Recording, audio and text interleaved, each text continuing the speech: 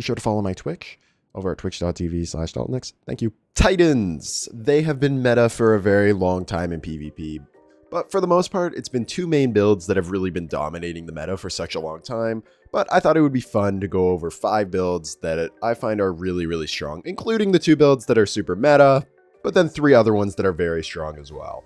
If you'd like to see the top 5 warlock builds, I've already done that video. Link will be in the description, and hunters will be on their way in a few weeks. Dim links for all of these builds will be down in the description as well.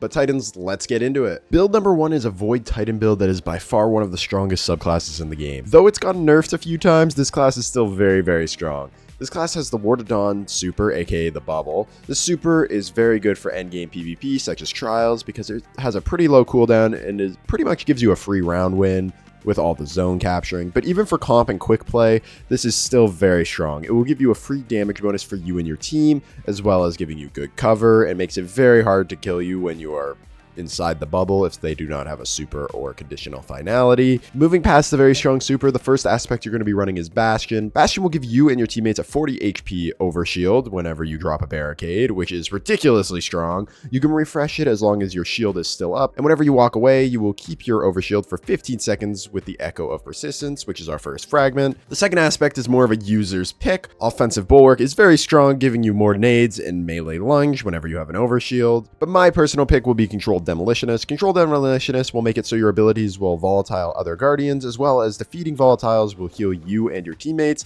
This makes it so you can get pretty consistent one-shots with your very strong scatter grenades, as well as healing you. Also, whenever you have an overshield, your melee will volatile a target. Echo of Expulsion will also make your scatter grenades even more deadly by making people you eliminate with your abilities explode, as well as giving you a nice bump to intellect.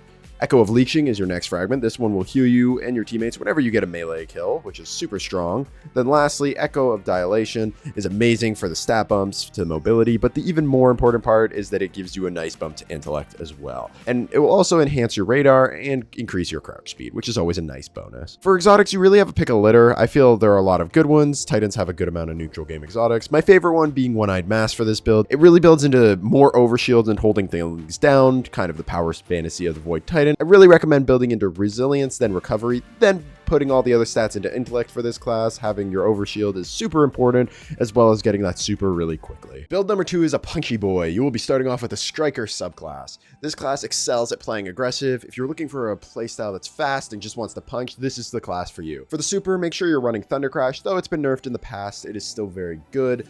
It has a lowish cooldown and great for shutting down other supers, or just good for getting an easy pick. The first aspect you'll be running is Knockout. This aspect increases your melee lunge distance as well as your melee damage when you break an opponent's shield. This is a very strong aspect and can make for some pretty crazy clutches. The second aspect you're going to be running is Touch of Thunder. This will give you a second lightning grenade as well as make them jolt. Lightning nades are very strong, and having 2 of them just makes them even better. All the fragments we're going to be running adds to the close and personal playstyle. Spark of Resistance is a great start. This fragment will give you a 10% damage reduction whenever 3 or more enemies are within 15 meters of you. This will definitely happen way more often than you'd think, especially on the Striker class. Spark of Feedback will increase your melee damage whenever someone hits you with a melee. Now this stacks with Knockout to make it so you can do some pretty crazy damage with a punch, as well as even getting to the point where your shoulder charge will one-shot people. Spark of Instinct will send out a burst of arc energy whenever someone destroys your shields. I honestly slept on this fragment for a long time, but it is really, really strong. And it will help you in those close quarters fights so much. The last fragment is Spark of Recharge. This is amazing for getting all your abilities back. Whenever your shields are broken, you will get a 200% increase to your melee and nade energy, making it so you don't really need to build into those stats much, and you'll still have those abilities a lot. And then the exotic of choice for this build is honestly Dune Marchers. This will help you get in and out of the battle with the increased sprint and slide distance that you will get, as well as also when you melee people, it will chain lightning for 50 damage to all the enemies around, just making it so you can get easy chip damage, so you can get those crazy melee clutches.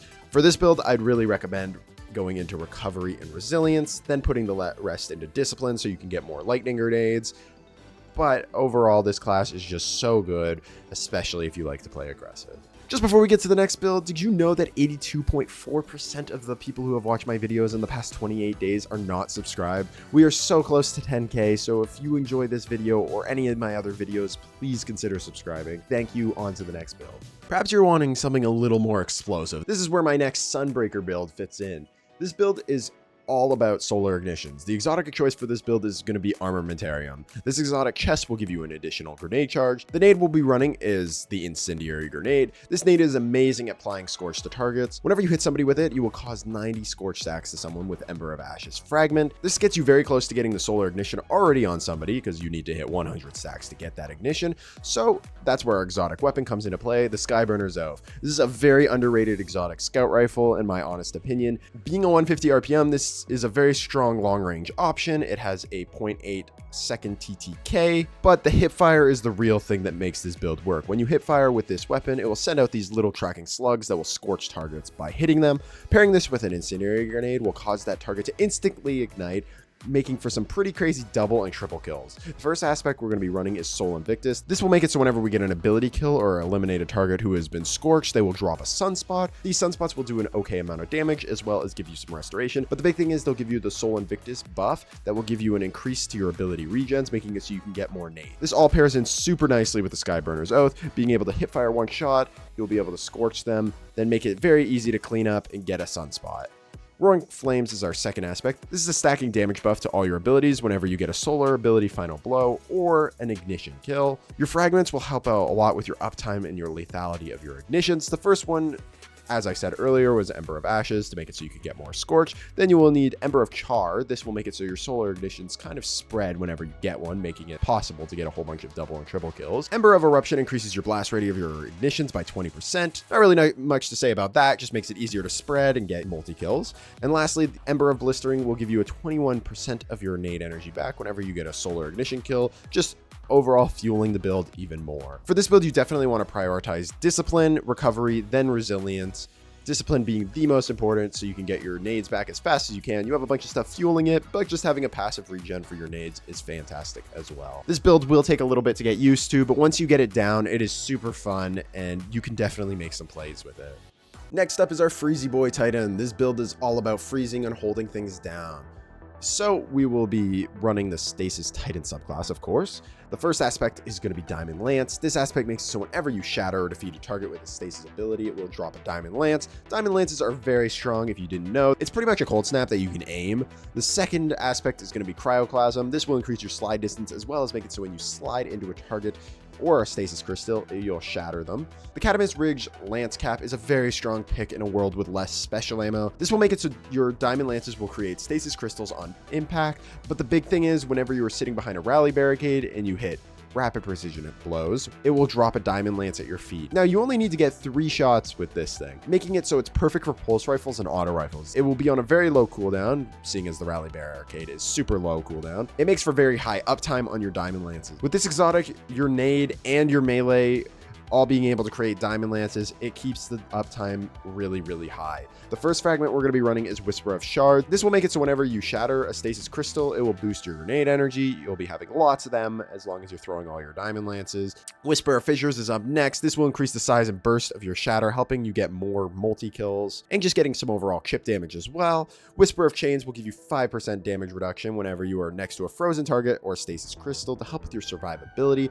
Whisper of Running is probably the most important fragment in my honest opinion. This will make it so your primary ammo weapons will do 100% more damage to stasis crystals and 50% more to frozen targets. This will make it a lot easier so you can gun down people that you freeze with your AR or pulse. There are some weapons such as special grenade launchers or sniper rifles that work out great, but you're not always going to have special ammo for those. And this just makes it way more consistent to take out a target who's frozen. The last one will be Whisper of Torment. This will make it so you get a lot more grenades. You'll be given 5% of your grenade energy back whenever you take damage, 10% whenever your shields are broken. This does have a 1-second cooldown, but it is still fantastic for getting plenty of grenades. I would recommend for this build you will prioritize Resilience, Recovery, and Intellect. Resilience so you can get your cooldowns quicker for your barricade. Recovery just because everyone knows how good recovery is, and Intellect to just help with that slow building super. This last build is if you want something a little more traditional for a Sunbreaker loadout. For the exotic, I actually have 2 to pick from for you. The first one is Lorelei Splendor. This exotic will make it so your barricade will drop a sunspot at your feet, making it so people can't really push your barricade. If you are critically wounded, it will also drop a sunspot at your feet automatically, taking away your barricade cooldown. With all these sunspots, it makes it super nice for the survivability because of all the restoration you'll be getting and the health regen. But the second pick is Precious Scars, and arguably the better exotic. You can only pick this exotic though if you are using a solar primary weapon.